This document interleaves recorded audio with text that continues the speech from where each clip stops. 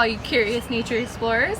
I'm Shayda from the Watershed Stewards Program, a special program of the California Conservation Corps in partnership with AmeriCorps. We're here in the Russian River in Sonoma County, California at the Russian River Salmon and Steelhead Monitoring Program.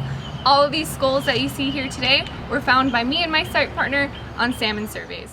Today we will be learning all about different feeding behaviors or feeding modes based on the clues that we find from these skulls. So let's get started.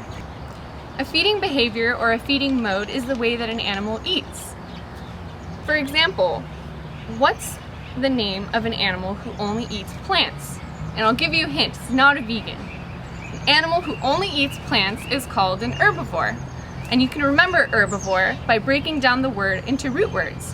Herb means plants, vor means to eat. Herbivore, plant eater. Here we have these mystery skulls. Any guesses to what they are? Let's start by checking out their teeth and finding out what kind of feeding behavior they had. This skull has really big flat teeth and no teeth up here. This skull is pretty similar. No teeth up here, but flat teeth in the back. This special skull had flat teeth when it was alive, as you can see here, and these big yellow blunt teeth that are really strong. This big skull has big flat teeth and no teeth up here.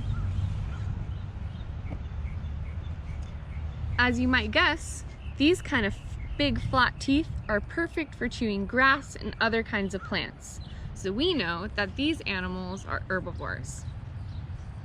Going back to these two skulls, they're really similar and they actually are in the same family but have different species. This is an elk, whereas this is a deer. This skull is one of my favorites. These big yellow teeth never stop growing when it's alive, and it's perfect for chewing and even taking down a whole big tree. They use these branches and these tree pieces to make dams and little homes in the river. This skull belonged to a beaver. This big skull you might have seen out on a ranch. These big flat teeth are perfect for chewing grass all day. This big skull belongs to a cow. Now that we've talked about herbivores, let's move on. This skull has sharp teeth here, and this skull really has some big sharp teeth. What kind of food are big sharp teeth good for chewing on? You guessed it, meat. These skulls belong to carnivores. This little skull, I'll give you a hint, it's black and white, fuzzy, and really stinky.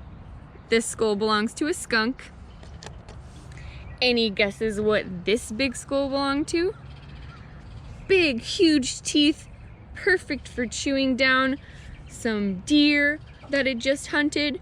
This skull belongs to a mountain lion.